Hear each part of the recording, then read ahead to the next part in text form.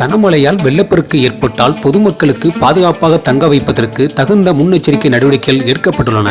அமைச்சர் ஐ. பெரியசாமி பேட்டி. தேனி மாவட்டத்தில் வடகிழக்கு பருவமழை தொடர்பாக மேற்கொள்ளப்பட்டு வரும் நடவடிக்கைகள் குறித்து ஊரக வளர்ச்சித்துறை அமைச்சர் ஐ. பெரியசாமி தலைமையில் இன்று அனைத்து துறை அதிகாரிகளுடனான ஆய்வுக் கூட்டம் நடைபெற்றது.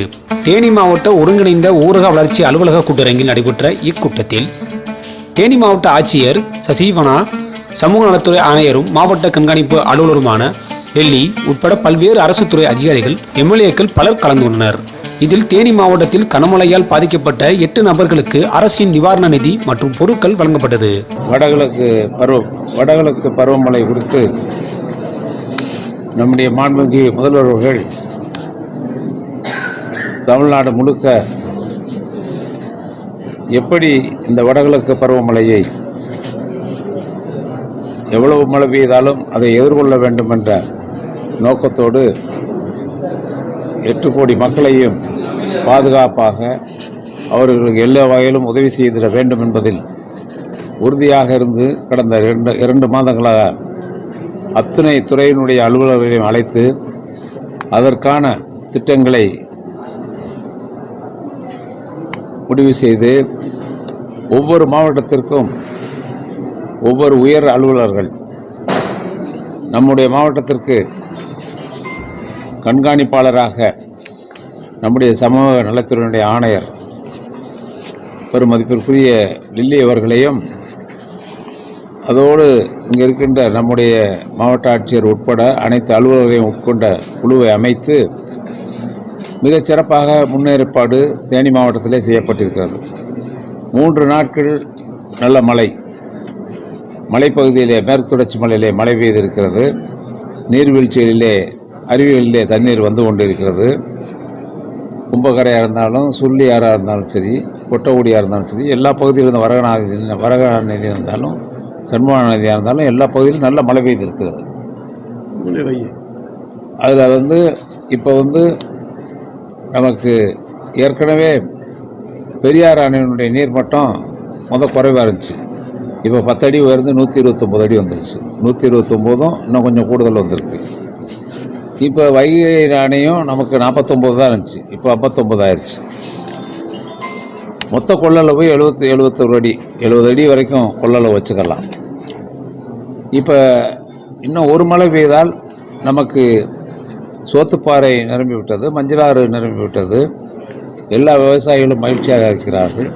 இப்பொழுது இந்த மழை, இந்த 3 நாள் பெய்த கனமழை இன்றைக்கு இந்த தேனி மாவட்டத்தில் பாதிக்கப்பட்ட ஒரு 8 குடும்பங்களுக்கு அவர்களுக்கு எல்லா நிவாரணமும் நம்முடைய மாவட்ட ஆட்சியர்கள் ஏற்பாடு செய்து வழங்கியிருக்கிறார்கள். ஆக தொடர்ச்சியாக ஒருவேளை வெள்ளம் வந்துவிட்டால் மக்களை பாதுகாப்பதற்காக அனைத்து ஏற்பாடுகளும் தயார் நிலையிலே இருக்கிறது.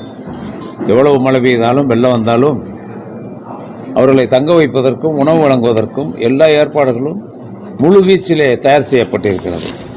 அதே போல் ஆற்றில் இப்பொழுது தண்ணீர் வந்து கொண்டிருக்கிறது. மூலவையாக இருந்தாலும் சரி, நம்முடைய பெரியாராக இருந்தாலும் சரி, வைகையாக இருந்தாலும் சரி, எல்லா ஆற்றிலும் தண்ணீர் போய் கொண்டிருக்கிறது. இப்போ நம்ம என்ன செஞ்சுருக்கோம், குடிநீருக்கு மட்டும்தான் இப்போ தண்ணி, இப்போ 5000 கியூசெக்ஸ் வருது வைகைக்கு. வந்தாலும் இன்னும் 6 நாட்கள் இதே அளவு வந்தால் ஒருவேளை அணை முழு கொள்ளளவை எட்டக்கூடிய வாய்ப்பு இருக்கிறது. ஆகவே குடிநீர் தேவைக்காக 69 கனஅடி தண்ணீர் மட்டும் இப்பொழுது வழங்கப்பட்டு வருகிறது. பெரியார்லேருந்து இன்னும் 1000 கனஅடிக்கு மேலே வருது. நம்ம மூலவையாறுலேருந்து கிட்டத்தட்ட 800 கனஅடிக்கு மேலே வருது. கொட்டகுடியிலிருந்து வருது. எல்லா ஆற்றினுடைய தண்ணீரும் இங்கே வந்து கொண்டிருக்கிறது.